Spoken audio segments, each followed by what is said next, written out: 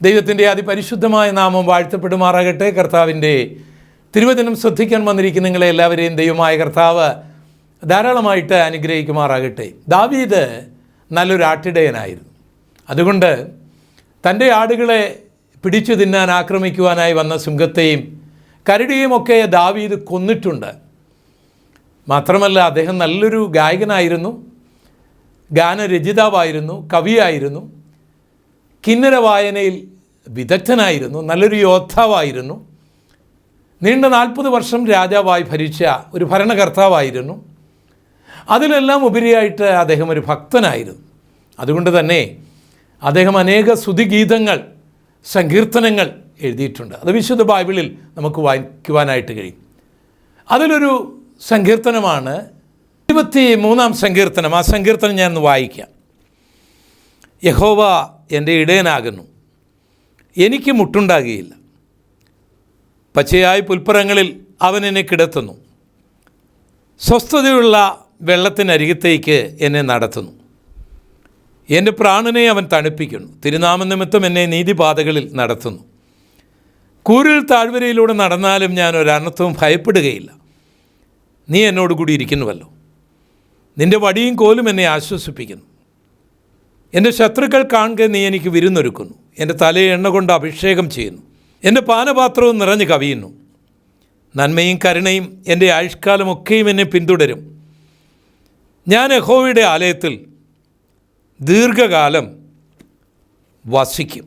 ഈ അനുഗ്രഹീത സങ്കീർത്തനങ്ങളിൽ 6 വാക്യങ്ങളാണ് ഉള്ളത്. യഹോവയെ ഇടയനായി സ്വീകരിച്ചാൽ ലഭിക്കാവുന്ന 12 അനുഗ്രഹങ്ങൾ അവിടെ രേഖപ്പെടുത്തിയിട്ടുണ്ട്. എനിക്കും നിങ്ങൾക്കും അത് സ്വായത്തമാക്കാനായിട്ട് കഴിയും. ദൈവത്തെ നമ്മുടെ ഇടയനായിട്ട് സ്വീകരിച്ചാൽ, നാം ഒരാടിനെ പോലെ ആ ഇടയൻ്റെ കൈക്കീഴിൽ ഇരിക്കുവാൻ സമർപ്പിച്ചാൽ ഈ 12 അനുഗ്രഹങ്ങളും എനിക്കും നിങ്ങൾക്കും പ്രാപിക്കുവാനായിട്ട് കഴിയും. പുതിയ നിയമത്തിലേക്ക് വരുമ്പോൾ ഇടയൻ യേശുവാണ്. യേശു പറയുന്നുണ്ട്, യോഹന്നാൻ സുവിശേഷം 10-ാം അധ്യായത്തിൻ്റെ 2-ാം വാക്യത്തിൽ, ഞാൻ ഇടയനാണ്, ഞാൻ നല്ല ഇടയനാണ്, ഞാൻ ആടുകൾക്ക് വേണ്ടി ജീവനെ കൊടുക്കുന്ന ഇടയനാണ്. യേശു പറയുന്നുണ്ട്, ഞാനും പിതാവും ഒന്നാകുന്നു എന്ന് പറഞ്ഞാൽ പഴയ നിയമത്തിലെ യഹോവ മനുഷ്യനായി അവതരിച്ചതാണ് യേശു.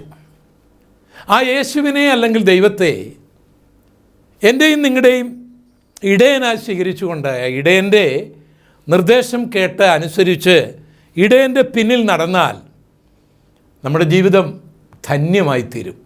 23-ാം സങ്കീർത്തനത്തിൽ രേഖപ്പെടുത്തിയിരിക്കുന്ന 12 അനുഗ്രഹങ്ങളിൽ ആദ്യത്തേത്, യഹോവ എൻ്റെ ഇടയനാകുന്നു, എനിക്ക് മുട്ടുണ്ടാകുകയില്ല എന്നാണ്. എന്ന് പറഞ്ഞാൽ ജീവിതത്തിൽ കഷ്ടതയും പ്രയാസങ്ങളും ദുഃഖങ്ങളും ഒന്നും ഉണ്ടാകുകയില്ല എന്നല്ല എൻ്റെ അർത്ഥം. ജീവിതത്തിൽ പല പ്രതിസന്ധികളും മുട്ടുകളും നമ്മുടെ ജീവിതത്തിൽ വരുമ്പോൾ ഒരുപക്ഷേ നമ്മുടെ മാതാവിനോ പിതാവിനോ ഭാര്യയ്ക്കോ ഭർത്താവിനോ മക്കൾക്കോ അത് പരിഹരിക്കുവാൻ കഴിഞ്ഞുവെന്ന് വരികയില്ല. സ്നേഹിതർക്ക് പരിഹരിക്കുവാൻ കഴിഞ്ഞെന്ന് വരികയില്ല. ഡോക്ടർമാർക്ക് പരിഹരിക്കുവാൻ കഴിഞ്ഞുവെന്ന് വരികയില്ല. ഭരണകർത്താക്കൾക്ക്, നിയമജ്ഞന്മാർക്ക്, സെക്യൂരിറ്റി ഗാർഡുകൾക്ക്, പോലീസ് ഓഫീസേഴ്സിന് നമുക്കുണ്ടാകുന്ന മുട്ടുകളെ ചിലപ്പോൾ പരിഹരിക്കുവാൻ കഴിഞ്ഞെന്ന് വരികയില്ല. അതൊക്കെ എൻ്റെയും നിങ്ങളുടെയും ജീവിതത്തിലെ അനുഭവങ്ങൾ തന്നെ പഠിപ്പിച്ചിട്ടുള്ള പാഠങ്ങളാണ്. എന്നാൽ മനുഷ്യരാൽ അസാധ്യമായതെല്ലാം ദൈവത്തിൽ സാധിക്കുന്നത് കൊണ്ട് യഹോവയെ, യേശുവിനെ ഇടയനായി സ്വീകരിച്ച ഒരു വ്യക്തിയുടെ ജീവിതത്തിൽ പരിഹരിക്കുവാൻ കഴിയാത്ത ഒരു പ്രതിസന്ധി വരുമ്പോൾ, ഒരു മുട്ട് വരുമ്പോൾ, ഒരു പ്രശ്നം വരുമ്പോൾ അത് പരിഹരിക്കുവാൻ കർത്താവ് തൻ്റെ കരങ്ങൾ നീട്ടും. അതെൻ്റെ ജീവിതത്തിലെ അനുഭവമാണ്, ദൈവഭക്തന്മാരുടെ ജീവിതത്തിലെ അനുഭവമാണ്, ദാവീദിൻ്റെ അനുഭവമാണ്. 23-ാം സങ്കീർത്തനത്തിലെ അടുത്ത അനുഗ്രഹം 23-ാം സങ്കീർത്തനത്തിൻ്റെ 1-ാം വാക്യത്തിൽ തന്നെ രേഖപ്പെടുത്തിയിട്ടുണ്ട്. യഹോവ എൻ്റെ ഇടയനാകുന്നു, എനിക്ക് മുട്ടുണ്ടാകുകയില്ല. യഹോവ എന്നെ പച്ച പുൽമേടുകളിലേക്ക് കൊണ്ടുപോയി അവിടെ കിടത്തുന്നു. അടുത്തതായിട്ട്, സ്വസ്ഥതയുള്ള വെള്ളം എനിക്ക് കുടിക്കാനായിട്ട് നൽകുന്നു. ഒരാടിനെ സംബന്ധിച്ചിടത്തോളം അത് ജീവിക്കണമെങ്കിൽ അതിന് വിശപ്പ് മാറ്റാൻ പുല്ലും ദാഹം മാറ്റാൻ വെള്ളവും ആവശ്യമാണ്. ഇപ്പോൾ യഹോവയായ കർത്താവിനെ, യേശുവിനെ എൻ്റെയും നിങ്ങളുടെയും ഇടയനായിട്ട് സ്വീകരിച്ചാൽ അനുദിനം നമുക്ക് ആവശ്യമായിരിക്കുന്ന നമ്മുടെ വിശപ്പ് മാറ്റുവാനുള്ള ഭക്ഷണം, നമ്മുടെ ദാഹം മാറ്റുവാനുള്ള വെള്ളം കർത്താവ് നൽകിയിരിക്കും. ഇസ്രായേൽ മക്കളുടെ യാത്രയിൽ മരുഭൂമിയിൽ ഭക്ഷണമില്ലാതെ എന്തു ചെയ്യണമെന്നറിയാതെ അവർ കുഴഞ്ഞപ്പോൾ അവർക്ക് മന്നയും കാടപ്പക്ഷിയും തീക്കൽപ്പാറയിൽ നിന്ന് വെള്ളവും ഒക്കെ കൊടുത്ത് ഏകദേശം 40 ലക്ഷത്തോളം ജനത്തെ ആ മരുഭൂമിയിലൂടെ ദൈവം നടത്തിയ ചരിത്രമൊക്കെ നമുക്ക് ബൈബിളിൽ വായിക്കുവാനായിട്ട് കഴിയും. എൻ്റെയും നിങ്ങളുടെയും ജീവിതത്തിലെ അനുഭവങ്ങൾ കൂടിയാണ് അത്. ഈ കർത്താവായ യേശുവിനെ ഇടയനായി സ്വീകരിക്കുകയാണെങ്കിൽ അവൻ നിന്നെ പച്ച പുൽമേടുകളിലേക്ക് നയിക്കും. ആരാണ് നമ്മുടെ ഇടയൻ, അല്ലെങ്കിൽ ആരാണ് നമ്മളെ നയിക്കുന്നത് എന്നനുസരിച്ച് നമ്മുടെ ഭാവി നിർണ്ണയിക്കപ്പെടും. കൊല്ലാനും തല്ലാനും ഇടിക്കാനും ഒക്കെ പ്രേരിപ്പിക്കുന്ന ആൾക്കാരുണ്ട്. അതിനുവേണ്ടി അവർ വെച്ച് നീട്ടുന്ന പ്രതിഫലങ്ങളുമുണ്ട്.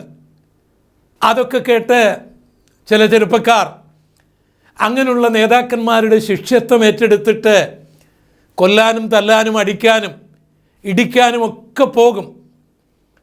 പക്ഷേ അതൊക്കെ അവരെ കൊണ്ടെത്തിക്കുന്നത് പച്ച പുൽമേടുകളിലേക്കല്ല, ദുഃഖങ്ങളിലേക്കും നിരാശകളിലേക്കും വേദനകളിലേക്കും അസ്വസ്ഥതയുടെ കുന്നിൻപുറങ്ങളിലേക്കായിരിക്കും അവരെ നയിക്കുന്നത്. എന്നാൽ ഈ യേശു കർത്താവിനെ നിൻ്റെ രക്ഷകനായി സ്വീകരിച്ചാൽ അവൻ നിന്നെ കൊല്ലാനും തല്ലാനും ഇടിക്കാനും മുടിക്കാനും ഒന്നും പഠിപ്പിക്കുകയില്ല. സ്നേഹിക്കാനും ക്ഷമിക്കാനും കരുണ കാണിക്കാനും ദയ കാണിക്കാനും ഒക്കെ പഠിപ്പിക്കും. അത് നമ്മുടെ മനസ്സിനും നമ്മുടെ ആത്മാവിനും കുളിർമയേകും. അത് അനുഗ്രഹത്തിൻ്റെ മഴയായിട്ട് നമ്മളിൽ പെയ്യുകയും ചെയ്യും. നമ്മൾ കാണുന്ന ചിത്രങ്ങളും നമ്മൾ വായിക്കുന്നതായിട്ടുള്ള പുസ്തകങ്ങളുമൊക്കെ പുൽമേടുകൾക്ക് സമമാണ്. പക്ഷേ അതൊക്കെ വിഷം നിറഞ്ഞതാണെങ്കിൽ, അസത്യങ്ങൾ നിറഞ്ഞതാണെങ്കിൽ, ദൈവമില്ല, സ്വർഗമില്ല, നരകമില്ല എന്നൊക്കെയുള്ള പാഠങ്ങളാണെങ്കിൽ അവസാനം അവ നമ്മെ നരകത്തിലെത്തിക്കും. എന്നാൽ ഈ ഇടയൻ പച്ച പുൽമേടുകളിൽ നയിക്കുകയാണ്. വിശുദ്ധ വേദപുസ്തകം 66 പുസ്തകങ്ങളുള്ള 66 പുൽമേടുകളാണ്.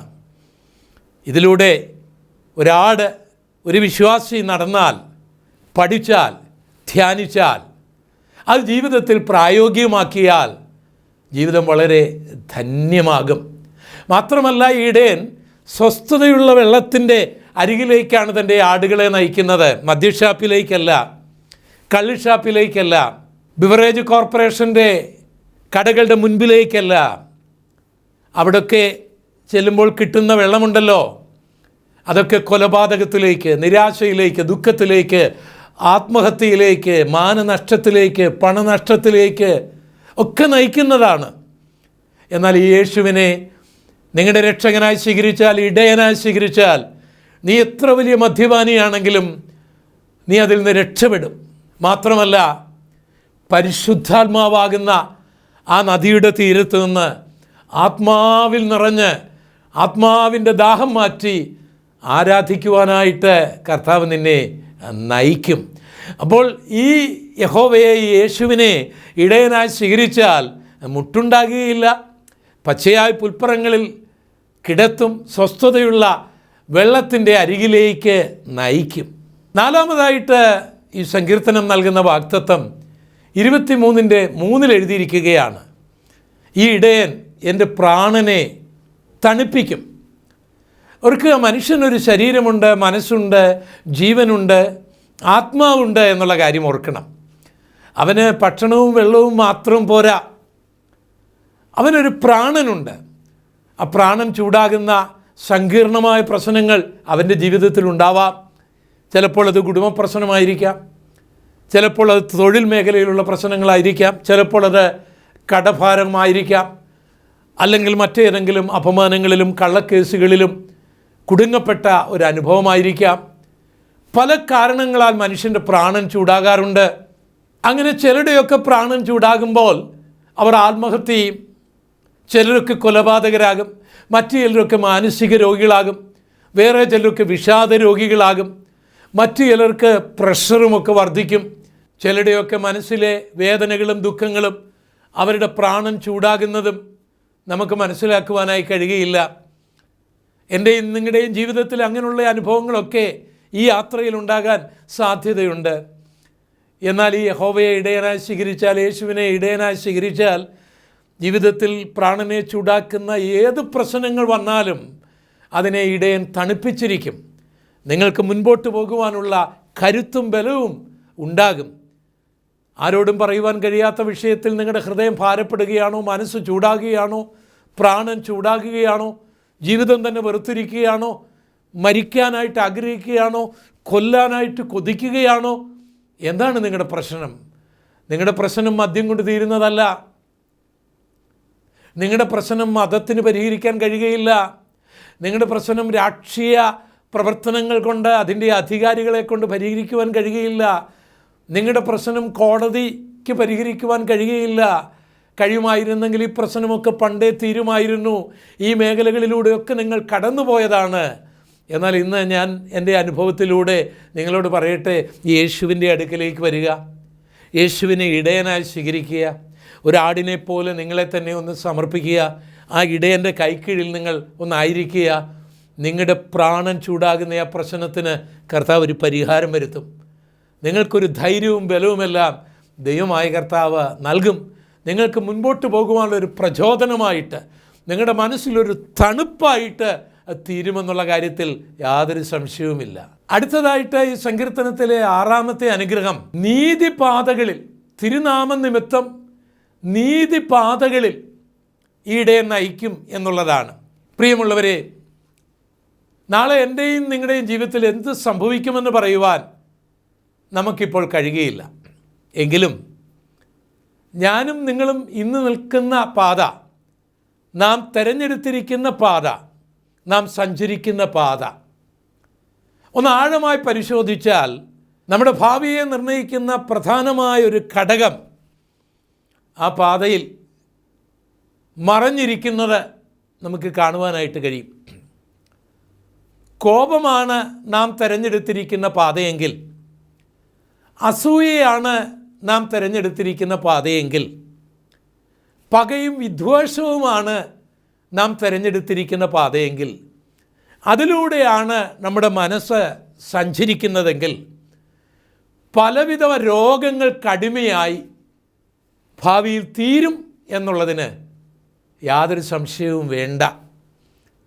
അത് നമ്മളെ അങ്ങോട്ടാണ് നയിക്കുന്നത്. മദ്യവും മയക്കുമരുന്നും മോഷണവും കൊള്ളയും ഒക്കെയാണ് തിരഞ്ഞെടുത്തിരിക്കുന്ന പാതയെങ്കിൽ, ഇന്നാരും കണ്ടില്ലെങ്കിലും ഇന്നാരും പിടിച്ചില്ലെങ്കിലും അതിൽ നിന്നൊക്കെ കുറേ നേട്ടങ്ങൾ ഉണ്ടായെങ്കിലും അത് അപകടമാണ്. ഇന്നല്ലെങ്കിൽ നാളെ അത് പരാജയത്തിലെത്തിക്കും. ആ പാത ജയിലിലെത്തിക്കും, ദുഃഖത്തിലെത്തിക്കും, വേദനയിലെത്തിക്കും, അപമാനത്തിലെത്തിക്കും, നഷ്ടത്തിലെത്തിക്കും, നരകത്തിലെത്തിക്കും എന്നുള്ള കാര്യത്തിൽ യാതൊരു സംശയവും വേണ്ട. ദൈവമില്ല, സ്വർഗമില്ല, നരകമില്ല, പ്രാർത്ഥനയും ആരാധനയുമൊക്കെ വ്യർത്ഥമായ കാര്യമാണ്. ഈ ചിന്തയാണ് നിൻ്റെ മനസ്സിൽ ഉള്ളതെങ്കിൽ, അതാണ് നിന്നെ നയിക്കുന്നതെങ്കിൽ, ജീവിതാന്ത്യം ക്ലേശകരമായിരിക്കുമെന്ന് മാത്രമല്ല അത് നരകത്തിലെത്തിക്കും എന്ന് ഈ വിശുദ്ധ ബൈബിൾ വളരെ വ്യക്തമായിട്ട് പറയുന്നു. ദുരുപദേശമാണ് സ്വീകരിച്ചിരിക്കുന്നതെങ്കിൽ, ദൈവീക മാർഗം പണസമ്പാദനത്തിന് വേണ്ടിയുള്ള തന്ത്രമായിട്ടാണ് ഈ ഭക്തി ഉപയോഗിക്കുന്നതെങ്കിൽ സംശയിക്കേണ്ട, അതവസാനം ദുഃഖത്തിലും വേദനയിലും നിരാശയിലും നരകത്തിലെത്തിക്കും എന്നുള്ളതിന് യാതൊരു സംശയവുമില്ല. വഴികൾ ഒത്തിരിയുണ്ട് പ്രിയപ്പെട്ടവരെ. ഇഷ്ടമുള്ള വഴികൾ തിരഞ്ഞെടുക്കാനുള്ള സ്വാതന്ത്ര്യം നമുക്കുണ്ട്. പക്ഷേ നാം തിരഞ്ഞെടുക്കുന്ന വഴിയും നാം സഞ്ചരിക്കുന്ന വഴിയും നമ്മെ എത്തിക്കുന്ന കാര്യം, ആ വഴി എതിലൂടെ പോകുമോ, ആ വഴി എവിടെ ചെന്ന് അവസാനിക്കുമോ, അതിലൂടെ നമുക്ക് പോകുവാനായിട്ട് കഴിയുകയുള്ളൂ. യേശു പറഞ്ഞു, ഞാൻ തന്നെ വഴിയാണ്, ഞാൻ തന്നെ സത്യമാണ്, ഞാൻ തന്നെ ജീവനാണ്. ഈ യേശുവിനെ നിങ്ങളുടെ ഇടയനായി സ്വീകരിച്ചാൽ ആ കർത്താവ് നിങ്ങളെ നീതിപാതകളിൽ നടത്തും. അനീതിയുടെ വഴിയിലൂടെയല്ല, അക്രമത്തിൻ്റെ വഴിയിലൂടെയല്ല, നീതിപാതകളിലൂടെ നടത്തും. വഴി തെറ്റിപ്പോയാൽ മടക്കി വരുത്തും. ആ വിദ്വാൻമാരെ പോലെ അവരെ മടക്കി വരുത്തും. അവർക്ക് വേണ്ടി നക്ഷത്രത്തെ വഴികാട്ടിയായിട്ട് അയക്കും. നീതിപാതകളിലൂടെ നടത്തും. ആ യാത്ര സമാധാനത്തിൻ്റെ യാത്രയാണ്, സന്തോഷത്തിൻ്റെ യാത്രയാകും.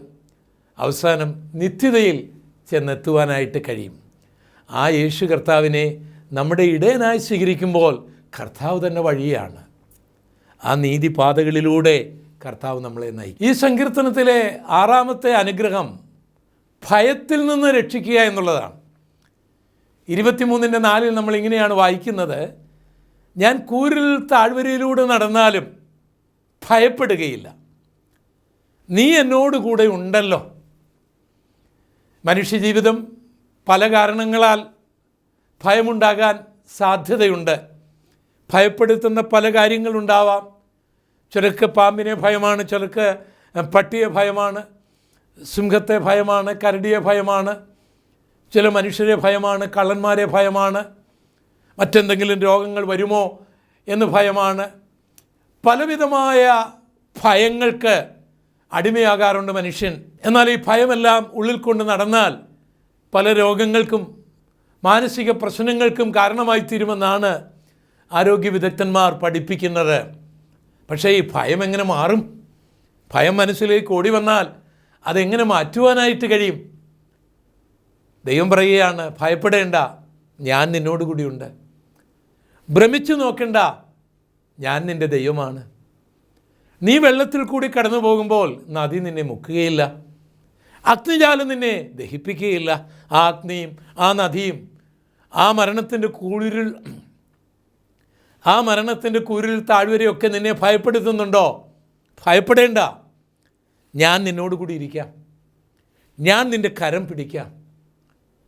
പ്രിയപ്പെട്ടവരെ, വലിയ ധൈര്യശാലികളായിട്ടുള്ള പ്രിയപ്പെട്ടവരൊക്കെ ഭയവികലരായി തീർന്ന് വിറയ്ക്കുന്നത് ഞാൻ കണ്ടിട്ടുണ്ട്.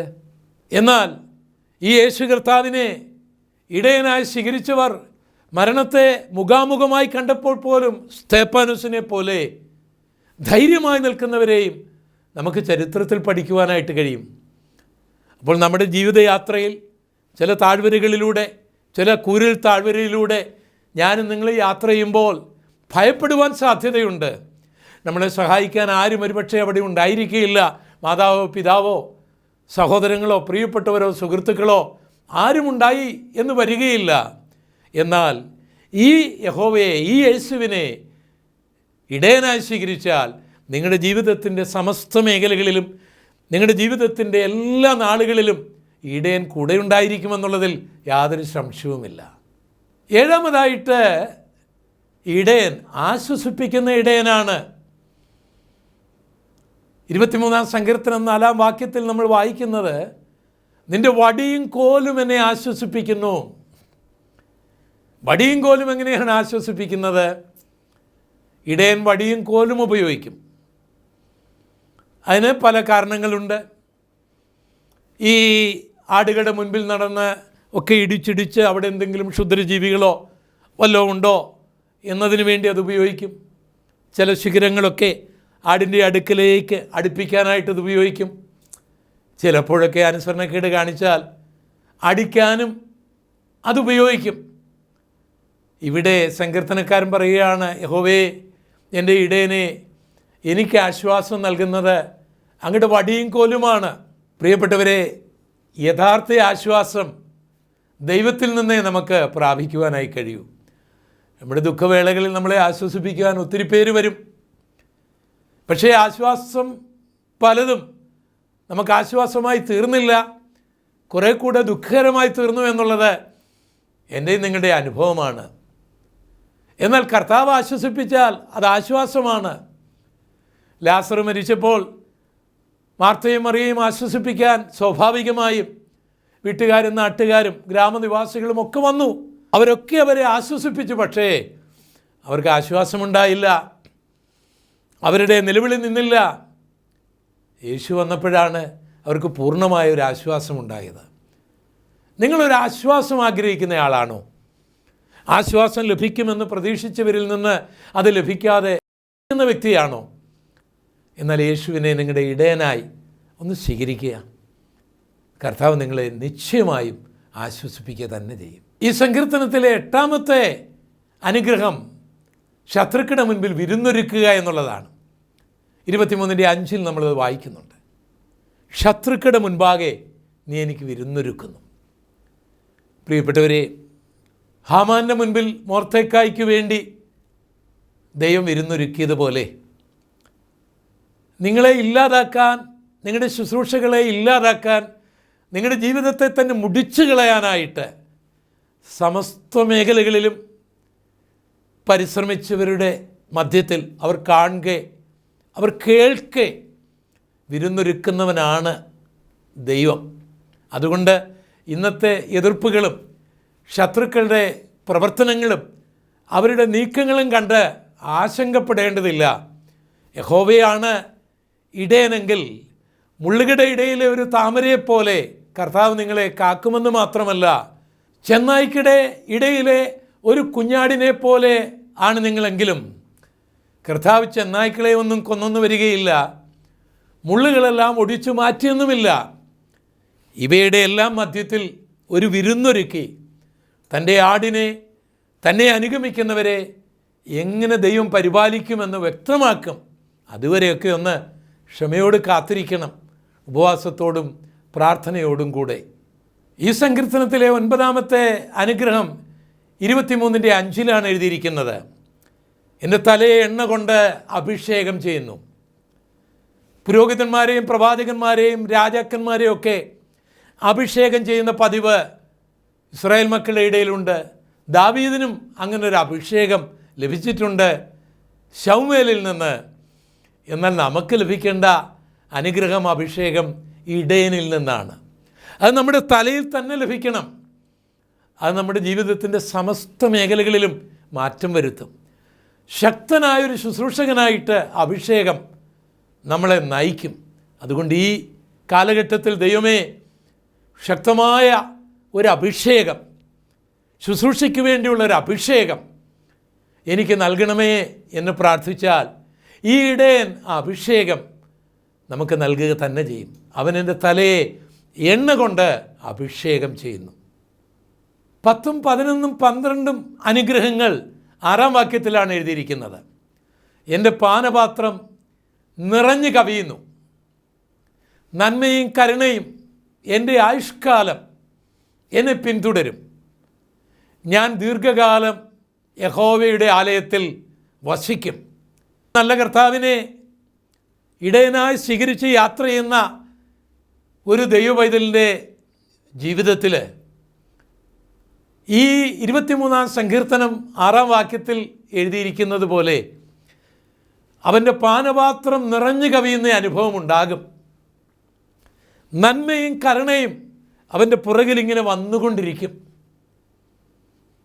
പക്ഷേ ഈ അനുഗ്രഹങ്ങളൊക്കെ വരുമ്പോൾ ചിലർ ആലയവും ആരാധനയും എല്ലാം നഷ്ടപ്പെടുത്തി നന്മയിലും പാനപാത്രത്തിലും കയറി ഇറങ്ങി കുളിച്ച് ജീവിതം അവസാനിപ്പിച്ച് അനേകരെ നമുക്ക് പഠിക്കുവാനായിട്ട് കഴിയും. അതുകൊണ്ട് പ്രിയപ്പെട്ടവരെ, കർത്താവിൻ്റെ വഴിയിലൂടെ നടക്കുമ്പോൾ ചില നന്മയും ചില കരുണയും പാനപാത്രം നിറഞ്ഞു കവിയുന്ന അനുഭവങ്ങളൊക്കെ ഉണ്ടാകും. അതുണ്ടാകും തോറും നമ്മുടെ പ്രാർത്ഥന വർദ്ധിക്കണം, നമ്മുടെ ആരാധന വർദ്ധിക്കണം. യഹോവയുടെ ആലയത്തിൽ വസിക്കുന്നൊരനുഭവത്തിലേക്ക് ആകണം. അവിടെ ദീർഘകാലം വസിക്കണം. ഇതായിരിക്കണം നമ്മുടെ ആഗ്രഹവും, ഇതായിരിക്കണം നമ്മുടെ അന്ത്യവും. ആ ദൈവാലയവുമായി ബന്ധപ്പെട്ട്, ആ ദൈവാലയത്തിലെ ആരാധനയുമായി ബന്ധപ്പെട്ട്, കർത്താവിൻ്റെ വേലയുമായി ബന്ധപ്പെട്ട് ജീവിതാന്ത്യത്തിൽ ആ ദീർഘായുസ്സോടായിരിക്കാൻ ദൈവം നൽകുന്ന ആയുസ്, ദൈവം നൽകുന്ന ആരോഗ്യം ഈ പാനപാത്രം നിറഞ്ഞു കവിയുന്ന കണ്ടും ഈ നന്മയും കരുണയും കണ്ടും ഒക്കെ ആനന്ദിച്ചു കൊള്ളുക. പക്ഷേ ആലയത്തിൽ വേണം ദീർഘായുസ്സോടുകൂടി ആയിരിക്കുവാൻ. ആ ഒരു അനുഭവത്തിലേക്ക് സ്വർഗത്തിലെ ദൈവം എന്നെയും നിങ്ങളെയും നയിക്കട്ടെ. നമുക്ക് പ്രാർത്ഥിക്കാം. ഞങ്ങളുടെ കർത്താവേ, ഞങ്ങൾ വായിച്ച ഈ 23-ാം സങ്കീർത്തനത്തിലെ 12 അനുഗ്രഹങ്ങളും എൻ്റെ ഈ പ്രേക്ഷകർക്ക് ലഭിക്കട്ടെ.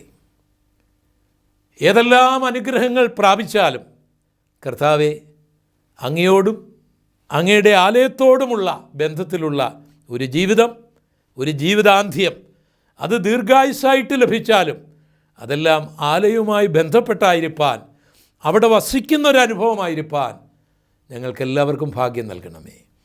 യേശു കർത്താവിൻ്റെ പരിശുദ്ധമുള്ള നാമത്തിൽ അപേക്ഷിക്കുന്നു. കൃപ തോന്നി കേൾക്കുമാറാകണമേ. ആമേൻ. ദൈവം ഈ വചനങ്ങളാൽ നിങ്ങളേവരെയും ധാരാളമായിട്ട് അനുഗ്രഹിക്കുമാറാകട്ടെ. 23-ാം സങ്കീർത്തനത്തിലൂടെ കർത്താവ് വീണ്ടും നിങ്ങളോട് സംസാരിച്ചു കൊണ്ടിരിക്കട്ടെ. ആമേൻ.